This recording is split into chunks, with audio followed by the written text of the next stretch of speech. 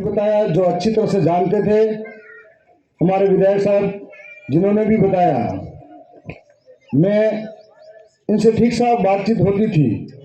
लेकिन दरियावत का उपचुनाव हुआ था तब हमारी काफी गहरी मुलाकात हुई थी और मैं कई बार ये तो बोलते थे, उनको गहराई से सुनता था। इनकी भावनाएं समाज हित में इतनी गहरी थी, लड़ने का जुनून था, तो मैं इससे समझता सीखता भी था। और साथ में जिस दिन ये घटना घटी तब मुझे लगा कि एक उगता सूरज डूब गया और इस उदयपुर के लिए बहुत बड़ी क्षति थी कि वो सिर्फ फलासिया कोई नहीं, पूरे उदयपुर संभाग के अंदर एक अपनी विशेष पकड़ बनाकर कार्यकर्ताओं में हौसला के साथ में काम करते थे। जब मैं यहाँ पर आया तो उनके अंतिम संस्कार के अंदर हजारों की भीड़ देखी, तब मैंने सोचा कि इस भाई ने जिंदगी में कुछ कमाया है तो प्रेम और व्यवहार कमाया है। और यहाँ आसपास के लोगों से पूछा तो बहुत सारे लोग निराश थे, जो मैं अन्य समाज के लोग भी थे, उनमें भी एक खामोशी थी कि यहाँ के इलाके के लिए एक ऐसा लीडर पैदा हुआ था जो यहाँ के लोगों के लिए लड़ता ही नहीं था। बहुत बड़े प्रयास हुए थे, पंचायत समिति सदस्य चुनाव जीत कर गए तो इस फलासिया के अंदर उस मेंबर बनकर हर एक बात के लिए सबसे प्रखर आवाज उठाते थे। आज आपके बीच में, हम सब के बीच में वो नहीं रहे हैं, लेकिन हमारे विधायक साहब ने कहा था कि हम लोगों को सोचना चाहिए कि वो एक आंदोलन का हिस्सा थे। उस आंदोलन के माध्यम से समाज के एक गरीब तबके के साथ में हो रहे अन्याय, अत्याचार, जोर जुल्म और शोषण के खिलाफ एक लामबंद आवाज के साथ में खड़े थे। और साथ ही इस इलाके के अंदर जो हम लोग कहते हैं कि कुदरत के द्वारा एक प्राकृतिक माहौल मिला हुआ है, लेकिन आज तक जो लोग हमारे बीच में हमारा फायदा उठाकर गए थे, न तो शिक्षा पर ध्यान दिया गया, न यहाँ पर जो जल जंगल जमीन है उनको लूटने से बचा पाए। एक ऐसी आवाज थी जिनसे सारे लोग आस लगा कर बैठे थे कि इस जाड़ोल फलासिया के अंदर हो रहे शोषण अत्याचार से मुक्ति मिलेगी और उसके बाद में उनके जो शिक्षा का स्तर है उसके लिए सुधार होगा। लेकिन वो खामोश हो गई आवाज। उसके बाद में धीरे धीरे फलासिया के साथियों ने फिर से इस माहौल को, इस बढ़ते कार्यों को संभाला।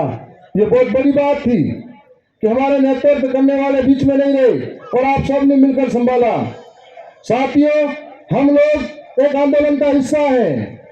हम लोगों को नहीं मालूम है कल हम में से कौन है या नहीं है, लेकिन हम लोगों को ये पूर्वों के दिए हुए विचार से, बाबा साहब अम्बेडकर के हो, चाहे बिरसा मुंडा के हो, चाहे कांटे मामा के हो, जो हम लोग पढ़ते हैं किताबों के अंदर कि इन लोगों ने जल जंगल जमीन के लिए इतने आंदोलन किए, इतनी लड़ाई करी और इतने कुर्बानियां दी। जब इतनी कुर्बानियां देने के बाद में हम लोगों को ये सब मिला है तो हम लोगों का कर्तव्य बनता है इसको सुरक्षित करें, आने वाली पीढ़ी को ये बताए, हमारे बच्चों को बताए कि हमारे को 5वीं अनुसूची मिली हुई है, पैसा का कानून मिला हुआ है, हमारे को इस तरीके का इस एरिया के अंदर जल जंगल जमीन का अधिकार मिला है। तो ये अधिकार किसकी बदौलत मिला है, किन लोगों ने कुर्बानियां दी है, यदि हमारे बच्चों को बताएंगे उनके अंदर भी एक समाज हित और राष्ट्र हित के लिए एक भावना पैदा होगी। आपके बीच में हम लोग यहाँ मौजूद हैं। इस इलाके के अंदर साथ में एक बेरोजगार का बहुत बड़ा पलायन होता है और कभी कभी अखबारों में पढ़ते हैं कि इस इलाके से बहन बेटी का कभी व्यापार भी हो जाता है।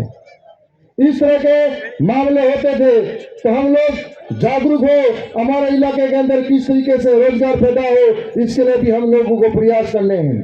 साथ में आपके बीच में आज जो जगदीश भाई के सपने थे उनको पूरा करने के लिए हम सबको मिलकर प्रयास करना पड़ेगा। कि आज जो हम लोग कहते थे कि 5वीं अनुसूची का इलाका है, तो इस इलाके के अंदर हमको भरोसा नहीं होता था कि हम लोग इस वास्तव में इस कानूनों के माध्यम से हम लड़ाई जीत पाएंगे। लेकिन हाल ही के अंदर जो 3 नगर पालिका निरस्त हुई उससे भरोसा हुआ कि हम 5वीं अनुसूची के इलाके के अंदर जिस तरीके से आगे बढ़ रहे हैं हम लोग वास्तव में कुछ करके दिखाएंगे। आज आपके बीच में हम लोग और भी सुनते आए हैं, इस इलाके के अंदर कई ऐसे जनप्रतिनिधि रहते हैं जिनको चलाने वाले कोई और हैं और सारे यहाँ के जमीन को छीनने वाले कोई और हैं। और ऐसे लोगों के खिलाफ जो कह रहे थे, मेरा एक भाई बता रहा था कि लोग क्यों नहीं समझ रहे हैं, लोग 5 साल सड़कों पे संघर्ष करते हैं, धरने और ज्ञापन देते हैं, जब जरूरत पड़ती है तो इधर उधर हो जाते हैं। जब वो इसलिए होता है कि आजादी के 70 सालों तक हर दिमाग में कुछ अंदर जहर भरा था, तो धीरे धीरे निकलने में समय लगता है। हम लोग हमारे बच्चों को और गांव में जाकर अगर समझाते हैं तो धीरे धीरे सारे लोग इस बात को समझेंगे। इसका ताजा उदाहरण है हमारे दरियावद विधानसभा के अंदर भी, कि पहली बार जब मैं चुनाव लड़ा तो जीत कर गए, तो राजस्थान के अंदर सबसे कम खर्चे में जिताया, मतलब वो विचारधारा घर घर पहुंची थी। लोग इस बात को समझे थे, लोकतंत्र का मतलब समझे थे और लोकतंत्र में लोगों द्वारा लोगों के लिए शासन समझे थे। इस वजह से ये बात संभव हुई थी। आपके बीच में हम लोग यहाँ मौजूद हैं। मैं ज्यादा लंबी चौड़ी बात नहीं कहूंगा, लेकिन इतना जरूर कहूंगा कि हम लोगों को एक अवसर मिला है अपनी बात को विधानसभा के पटल पर रखने का। जब जब इस इलाके के अंदर हो, चाहे इस आदिवासी इलाके के अंदर जरूरत पड़ेगी, हम वहां पर छाती ठोक कर अपनी बात जरूर कहेंगे। चाहे कोटड़ा के अंदर जो डैम बन रहे हैं, उस डैम के माध्यम से लगभग कई परिवार विस्थापित होने की संभावना है। ये सिर्फ कोटड़ा की बात नहीं है, ये इसी तरीके का प्रतापगढ़ के अंदर भी कई जगह जमीनों को ले आंदोलन चल रहे हैं, बांसवाड़ा के अंदर चल रहे हैं। कभी खनिज के नाम पर आदिवासी को विस्थापित किया जाता है, तो कभी बांध के नाम पर विस्थापित किया जाता है, तो कभी विकास के नाम पर विस्थापित किया जाता है। लेकिन जो आदिवासी विस्थापित होते हैं उनके बारे में कोई अता पता नहीं रहता है कि उसके लिए कोई सुविधा नहीं होती है। इसलिए ये लड़ाई किसी एक अकेले की नहीं है, हम सब की है और हम सब मिलकर लड़ते हैं, इस लड़ाई को आगे तक पहुंचा पाएंगे। इस बार जो लोकसभा चुनाव आ रहा है, इस चुनाव के अंदर हमारी दरियावद विधानसभा भी आ रही है। हमारा इस बार का जो वोट होगा, एक एक वोट आने वाले बच्चों के भविष्य के लिए होगा। इस बार जो चुनाव आ रहा है उसके अंदर हम लोग हमारे जो आरक्षण मिला हुआ है इसमें छूट हो रही है, उसके लिए होगा। ये इस बार हम लोग आगे बढ़ेंगे, हमारे क्षेत्र की जल जंगल जमीन बचाने वाली आवाज को वहां तक भेजने के लिए होगा और ये सारे प्रयास हम सब मिलकर करेंगे। मैं पुनः उन पुरखों को नमन करता हूँ, साथ में मन्नारे जगदीश भाई को याद करता हूँ और मैं ये कहना चाहूंगा